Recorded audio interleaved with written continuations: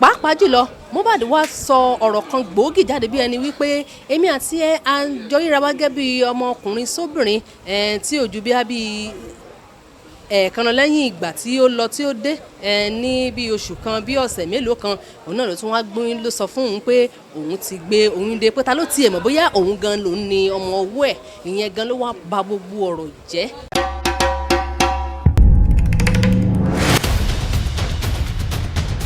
Kilarigbo TV, ìkànnì amúlùdún àkọ́kọ́ tó ń gbé àṣà àti ìṣẹ̀lẹ̀ Yorùbá lárugẹ. ẹ ǹlẹ́ ń bẹ̀rùn níbi ìjókòó oṣojú mi kòró ìyẹn Coroner inquest ibi tí wọ́n ti ń gbọ́ ẹjọ́ nǹkan tó ṣekú pa eléré olúwa alọ́ba ìyẹn akọrin hip hop Mohbad òun náà ni a wà báyìí. Ìgbẹ́jọ́ òní àwọn méjì ní ìrètí wà wípé wọn ò wá sọ tẹnu wọn. Ìyẹn àkọ́kọ́ àwọn tí wọ́n wà ní ìgbọ́nu ti pé wọ́n ń ṣe àyẹ̀wò pé kí ló ṣekú pààyàn, àwọn pathologist ibi tí Professor Sunday Ṣókùnbí tí wọ́n ti wà ní ìkàlẹ̀ tí wọ́n sì sọ yànnàná àwọn nǹkan kan eléyìí tí ó lè ti ìdí wípé wọ́n ń ṣe àyẹ̀wò fún òkú bó ṣe lè jẹ́ tó bá jẹ́ pé ikú àtọ̀dọ̀ Ọlọ́run wá ni tàbí kì í ṣe tàdọ̀ Ọlọ́run wá. Nípa ti Mohbad eléyìí tí à ń sọ yìí wọ́n yànnàná wípé látàrí wípé ó ti ju bí ọjọ́ kan lọ eléyìí tó ti wà nílẹ̀ àwọn oríṣiríṣi nǹkan òun ni ó ti ṣẹlẹ̀ ní àwọn ìdí wípé bóyá ara ti ń bàjẹ́ nílẹ̀ẹ́lẹ̀ ó lè ṣokùnfà wípé kí àwọn àyẹ̀wò kankan kí wọ́n má jáde dáadáa. Ẹlẹ́rìí kejì lónìí òun náà ní ẹni tí gbogbo ayé ti ń retí pé kó sọ̀rọ̀ yẹn ọ̀rẹ́ mi nù Mohbad yẹn prime boy òun náà wí tẹnu rẹ̀ gẹ́gẹ́ bí a ṣe mọ̀ bí ọ̀rọ̀ yìí ṣe ń lọ tó ṣẹlẹ̀ láti ilé sí Ìkòròdú gẹ́gẹ́ bí wọ́n ṣe ń béèrè lọ́wọ́ ẹ̀lẹ́yọ̀ kọ̀ọ̀kan ìjèjì òun náà ni ó ń sọ láti ibi tí wọ́n ti ṣe eré wọ́n bí léèrè pé ó dáa nígbà tí wọ́n débẹ̀ àwọn nǹkan wo ló ṣẹlẹ̀ nígbà tí wọ́n parí àwọn nǹkan wo ló ṣẹlẹ̀ àkójọpọ̀ gbogbo nǹkan tí ó sọ ni pé kò sí nǹkan kan tí ó ṣe ọ̀rẹ́ òun nígbà tí àwọn wà ní òde eré nígbà tí àwọn ó sì fi kúrò níbẹ̀ náà òun ò fi lẹ̀ nínú àárẹ̀ kankan ṣáká lára rẹ̀ dá nígbà tó ń fi sílẹ̀ ó ní lóòótọ́ ni àwọn èdè àìyedè kan ṣúyọ tó yẹ pé ìyẹn tiẹ̀ ti wá wà ń bẹ̀ gan láàrin àwọn àtìyàwó ẹ̀ kó jẹ́ pọ́n kúrò nínú ilé tí wọ́n ti ń fà díẹ̀díẹ̀ ṣùgbọ́n wọ́n ní ọ̀rọ̀ kan tó sọ pé ìyàwó ẹ̀ ó sọ nínú mọ́tò eléyìí tó ní í ṣe pẹ̀lú ọ̀rọ̀ arábìnrin kan pé ṣèbí obìnrin kan wà níbì kan àbí nǹkan kan báyẹn eléyìí tó tún ru ìbínú Mohbad sókè. Wọ́n ní ibi tí wọ́n ti ń fọ̀rọ̀ yẹn lọ náà òun náà ni ìyàwó náà ni ó ti sọ ọ̀rọ̀ gbogbo èdè àìyedè yìí ó ń ṣẹlẹ̀ nígbà tí wọ́n ń bọ̀ eléyìí tí ó mú kọ́kọ́ rẹ̀ kó máa sọ fún un wípé ṣé ó mọ̀ pé òdèrè lòun lọ kò yẹ kó máa dárú ọ̀rọ̀ báyìí lẹ̀ nígbà tí ó mọ̀ pé eré ni òun fẹ́ lọ ṣe níbi tí òun lọ òdèrè làwọn ń lọ. Wọ́n ní àtàrí eléyìí ni ó fa ìbínú eléyìí tí mo bá fi sọ̀rọ̀ wípé àwọn ẹbí ìyàwó wọn kàn ṣe bó ṣe wù pé ṣé wọ́n fẹ́ pa òun ni pé tó bá dẹ̀ pa òun tán ojú wọn á já wọ́n tún wá sọ wípé ìyá ìyàwó òun yá owó iye kan lọ́wọ́ òun owó ọ̀hún wọn síbẹ̀ ni wọ́n máa dá owó yẹn padà wọ́n tó ṣáà jẹun tán wọ́n á gbé òun jù sẹ́gbẹ́ kan. Pàápàá jùlọ Mohbad wá sọ ọ̀rọ̀ kan gbòógì jáde bí ẹni wípé èmi àti ẹ à ń jọ ríra wá gẹ́gẹ́ bí ọmọkùnrin sóbìnrin tí ò ju bí ẹ̀ẹ̀kan lọ lẹ́yìn ìgbà tí ó lọ tí ó dé ní bí oṣù kan bí ọ̀sẹ̀ mélòó kan òun náà ló tún wá gbóyún ló sọ fún òun pé òun ti gbé oyún dé pé ta ló tiẹ̀ mọ̀ bóyá òun gan lòun ni ọmọ ọwọ́ ẹ̀ ìyẹn gan ló wá ba gbogbo ọ̀rọ̀ jẹ́ tí ìbínú yìí tún fi ru sí i òun gẹ́gẹ́ bí ẹnìkan tóun dẹ̀ ń lọ tóun bọ̀ torí pé Mohbad gan sọ pé òun ti fẹ́ kúrò níbi táwọn wà yẹn dandandandan ṣùgbọ́n òun ò fẹ́ kó jáde nínú mọ́tò kó jẹ́ pé òun ló máa darí ọkọ̀ eléyìí tí òun wá tún padà lọ darí ọkọ̀ òun wá tún padà dé òun wá bá wọn lórí ọ̀rọ̀ òun wá tún ní kí wọ́n fi ṣe ti lé kí wọ́n tó gbọ́rọ̀ yìí sókè ibẹ̀ nínú tún bí ọ̀rọ̀ òun pé òun tiẹ̀ tún fi ẹnu sí eléyìí látàrí ìdí èyí bóun ṣe lọ tóun ṣe ń bọ̀ yìí ó dà ìgbà tó yẹ pé òun dí i lọ́wọ́ láti ṣe tinú ẹ̀ òun ni yóò fà tó sọ pé kóun jáde nínú mọ́tò.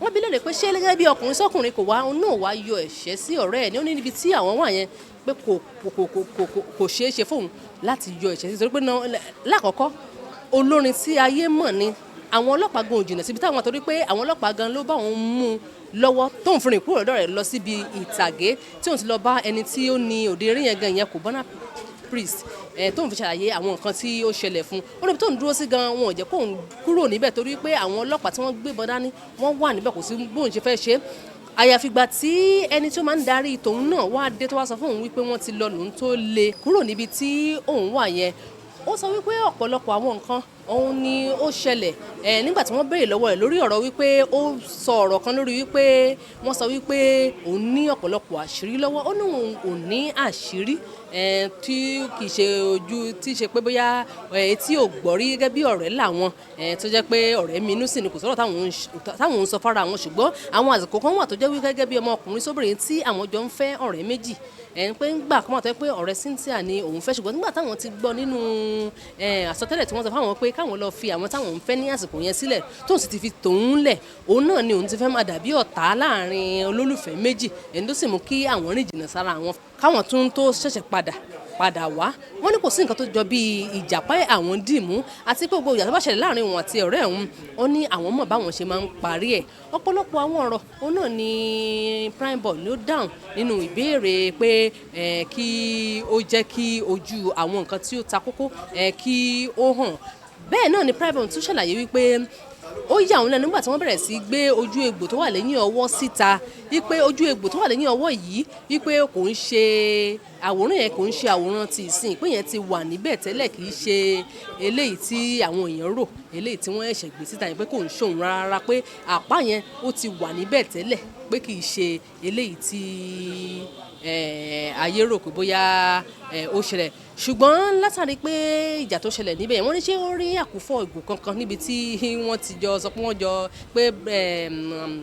pé olóògbé wá bá tí ó kù lẹ́sẹ̀ẹ́ ó lóun ò tiẹ̀ rí náà ó lóun ò rí nǹkan kan ò fọ́ ó lóun kì í ṣe ọmọdé pé tó nǹkan bá fọ́ òun á mọ̀ pé nǹkan kan fọ́ ó ní nǹkan kan ò fọ́ pé ẹnu àwọn nǹkan tí òun mọ̀ nípa àwọn ọ̀rọ̀ yẹn òun náà ni eléyìí ọ̀pọ̀lọpọ̀ ni ohun tí prime boy sọ lọ́wọ́ pé ọ̀pọ̀lọpọ̀ yẹn náà ni wọ́n ti gbọ́ lẹ́nu àwọn ẹlẹ́rìí kọ̀ọ̀kan tí wọ́n ti sọ rí tó náà sì tún sọ ṣùgbọ́n kókó onú ẹ̀ náà ni eléyìí tí ó sọ jáde wípé Mohbad sọ wípé ta ló tiẹ̀ lè sọ náà bóyá òun ni ọmọ ọwọ́ ẹ̀ pé ẹ̀ẹ̀kan oṣù làwọn ríra lẹ́yìn bíi ọ̀sẹ̀ kan sí oṣù kan tó lọ tó dé ló ń sọ wípé òun ní oyún wọ́n ti sún ìgbẹ́jọ́ yìí wọ́n ti sọ pé bíi ọ̀sẹ̀ mẹ́fà sí ìsìn òun náà ni ìjókòó míì yóò tún wáyé a ti sọ̀rọ̀ papọ̀ pẹ̀lú àwọn agbẹjọ́rò tí wọ́n sì fi ọkàn àwọn èèyàn balẹ̀ nínú ìlú pé kí wọ́n má jẹ́ kí wàhálà kankan kó ṣẹlẹ̀ torí pé eléyìí jẹ́ ìbẹ̀rẹ̀ ìgbẹ́jọ́ yìí. justice for Mohbad ikú tó pa Mohbad làwa ń béèrè àwọn ò béèrè bóyá yàn kan ló bímọ kan yàn kan ló bímọ mọ́mì tàwa gan ẹni tó gbé wa fún sọ́ni ìmú ẹ̀ làwa náà ń jẹ ikú tó pa Mohbad làwa ń béèrè because ṣó tó wá lélẹ̀ ní táwọn níbí báyìí ṣó táwọn bí ló wà last ọdẹ ní kòdù lọ ti pa àwa dẹ̀ mọ̀ pé àwa mọ̀ kòdù àwa kọ́ la pa Mohbad nǹkan tó pa òun làwa fẹ́ mọ̀ gbogbo etí prime boy náà dẹ̀ san mílíọ̀nù náà everybody náà ló gbọ́ ó ṣàlàyé bó ṣe ṣẹlẹ̀ because orí prime boy làwọn ń dìlí tẹ́lẹ̀ wọ́n ní bóyá prime boy ni gbàtọ́ béèrè lọ́wọ́ àbúrò ẹ̀ sọ pé prime boy nǹkan òun lòún suspect bóyá ó fi oògùn pa ibi inú kóòtù bí náà ló ti sọ ó ti yé bọ̀ àwọn nǹkan táwa fẹ́ ni pé bóyá mi ìtẹ̀ fẹ́ mẹ́rin tó lọ mọ ikú tó pa Mohbad ṣàlàyé fẹ́ mọ̀ nǹkan tó pa Mohbad justice for Mohbad làwa fẹ́ rí nǹkan tó pa la fẹ́ mọ̀ lágbájá ló lọ́mọ o Sùrájù ló lọ́mọ o bàbá Sùwé ló lọ́mọ o èmi ò mọ̀ ń pa wetin kill Mohbad kò dẹ̀ sọ̀rọ̀ kò dẹ̀ sí bóyá fẹ́ pẹ́ tó èmi believe pé Ọlọ́run ọba nìkan lọ́ba tó lè jà fún Mohbad Ọlọ́run náà dẹ̀ ló ń jà fún kò kí ń ṣe àwa Mohbad náà ti sọ tẹ́lẹ̀ ó ní tóun bá kú tẹ́ bá pa àwọn ẹ̀ lè pa ẹbí òun àwa lẹ́bí Mohbad aláwàlá. Company David Nowola and mo represent entertainment community under the auspices of TNK Music Worldwide. Yes. Okay. First off, I need witnesses méjì tó wá sí court lẹ́ni, and first off, court was able to take that of evidence of Prime Boy. He gave his whole evidence, gbogbo nǹkan tó ń mọ̀ nípa matter yẹn, gave it, which is very helpful towards the role of the Coroner inquest court, towards the fact-finding role of the Coroner inquest court. Then also, most importantly, the much-awaited pathologist and the autopsy report came up today. And were able to, pathologist was able to shed light on the report itself. Albeit, the report was death unascertained. However, one thing that was noted is the fact that the death was unascertained because of the level of decomposition that has happened. And so at that point in time, he could not have detected several other things that could have been detectable ordinarily. So, but as it stands, it doesn't mean that the role of a coroner inquest court has expired, because the autopsy report was supposed to be one of the several other evidence that would help the court in its fact-finding role. So we have other evidence, oral evidence of other respondents, and these are things that will be considered and will be analyzed by the court. Let's move verdict to a Komuwa ni numata yìí. Ipa wo lẹ rò pé irú àbọ̀ ìwádìí tí ẹni tó ṣàyẹ̀wò sí òkú yẹn, àbọ̀ ìwádìí tó mú wáyé tó ní wọn ò rí kókó ohun tó pa Mohbad, ipa wo lẹ rò kó máa ní lórí àwọn olólùfẹ́ Mohbad, àwọn ọ̀dọ́ àtàràlù tí wọ́n retí ìdájọ́ òdodo lórí ikú? No, unfortunately, the fact that remains that it has not been compromised. The autopsy report is yet expose the fact that the death is undetermined does not mean that the fact-finding role of the court has been compromised. No, there are two things. That's why I said, aside reporting, other variables were before the court for the court to analyze the matter itself and to come up with its fact-finding verdict.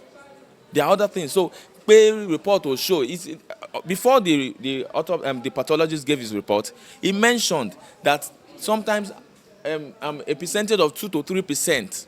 There's a percentage of 2 to 3% that sometimes reports might be unascertained due to factors not within the control of the state or of the pathologist, but factors, especially when he specifically stated that factors that had to do with the composition of the body. He's mentioned the body organs could have been taken between 12 to 24 hours. 12 to 24 hours, and could have, if it was exhumed at that point in time, the report could have shown evidence, because the body would not have decomposed. But you cannot help an unbound body that decomposed, and it's science.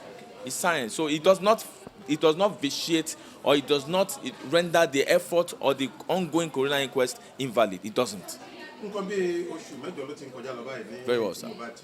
Ǹjẹ́ yóò rò pé àkókò tó gùn dọ̀rọ̀dọ̀rọ̀ yìí tí ìwádìí ṣì ń lọ lọ́wọ́ tí ò tí ì sí ìgbẹ́jọ́, ǹjẹ́ rò pé ìyẹn lè mọ̀ káràlú ní ọ̀sọ̀ ìgbẹ́kẹ̀lé nínú? No, mo disagree. There is a process. The legal process is a process. It is not an automatic thing. It is a process and a procedure that has to be followed. So, contrary to what people expect, we will not just come to court today and get judgment tomorrow. There's a process. So, people should to learn to wait for the process and trust in the process. There's no need going back and forth and having disbelief in a process that you want judgment to come out from. So I just want to let the public know the matter is still ongoing, and we are tilting towards the end. We are making progress by the day. The pathologist has come today. It has removed the fact that we have not heard anything about the report, like people have been saying before now. The report has been given. The fact that the report did not show anything does not remove the fact that the report has been given. It's fact. Yes, please. Okay, sir.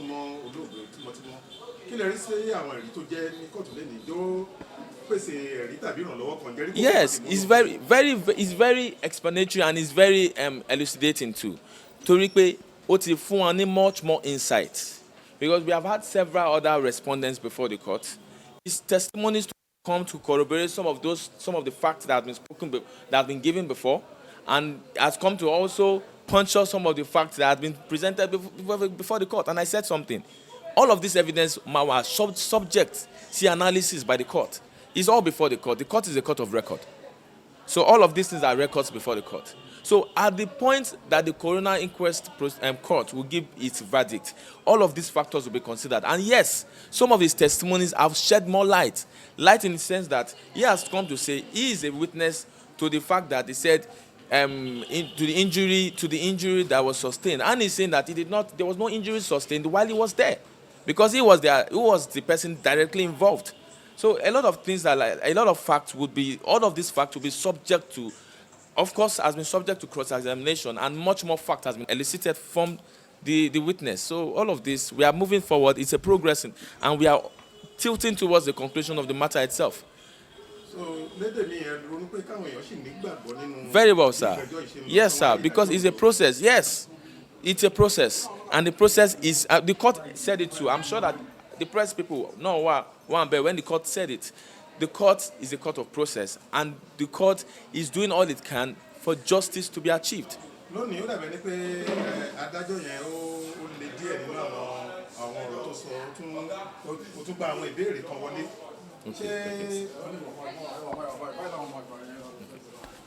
Okay.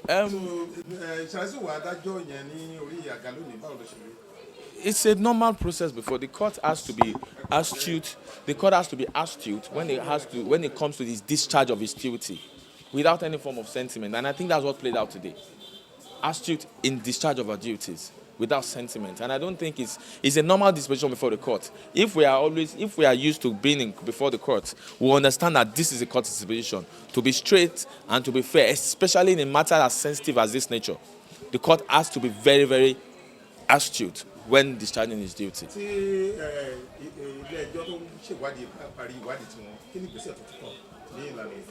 Yes, the verdict will be submitted. And if need be, that persons will be charged to the High Court. Sure, it would. It continues. It's a continuous process. It's a process. It's a continuous process.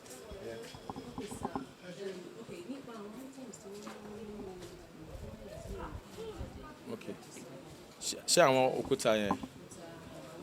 Okay. Well, the pathologist being a witness during the exhumation process mentioned that they saw a very heavy stone on the one year, very heavy okuta lori tomb first, but it took them about 3 to 4 hours to remove the stones. When they also exhumed the body, they saw a very heavy stone on the coffin too. So he said he doesn't understand what it means. But he just stated what he saw. That's all. He has been in the process of exhumation for a very long time, and he said this is his first time he has seen such. That's all I can say about it. Orúkọ mi ni Rich Grace. Ọ̀kan nínú àwọn ohun tó ń ké jáde fún ìdájọ́ òdodo fún irú ikú èyí tó jẹ́ ó pa ọ̀dọ́mọdékùnrin Mohbad, ẹni tí a mọ̀ sí Promise Ìlérí Olúwa ọmọ Alọ́ba. Ẹ ṣé.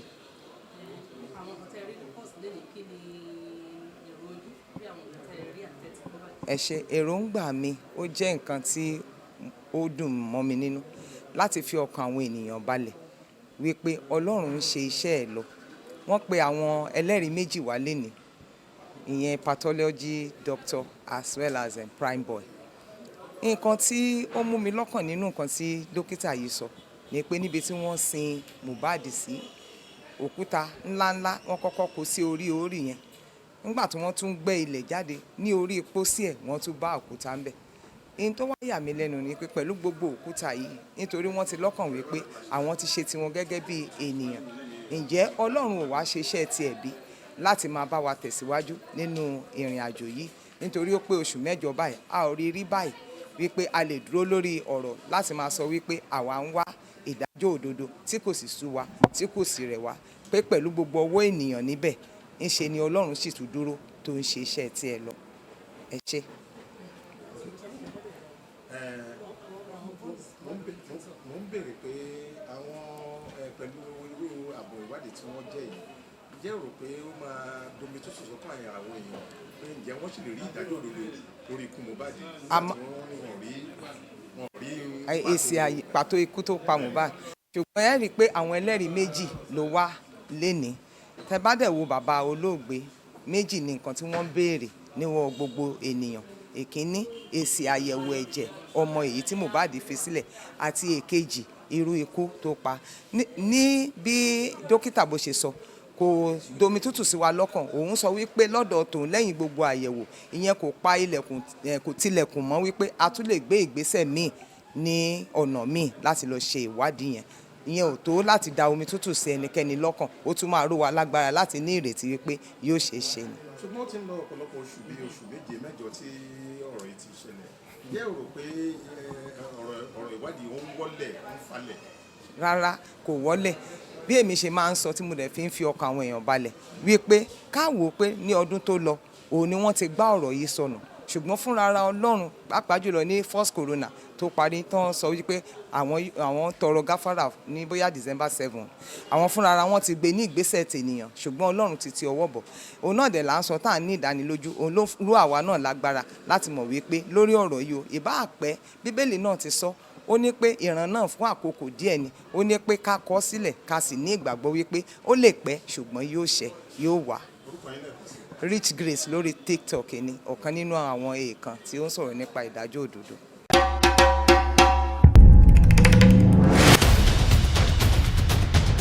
Kilarigbo TV, ìkànnì amúlùdún àkọ́kọ́ tó ń gbé àṣà àti ìṣẹ̀lẹ̀ Yorùbá lárugẹ.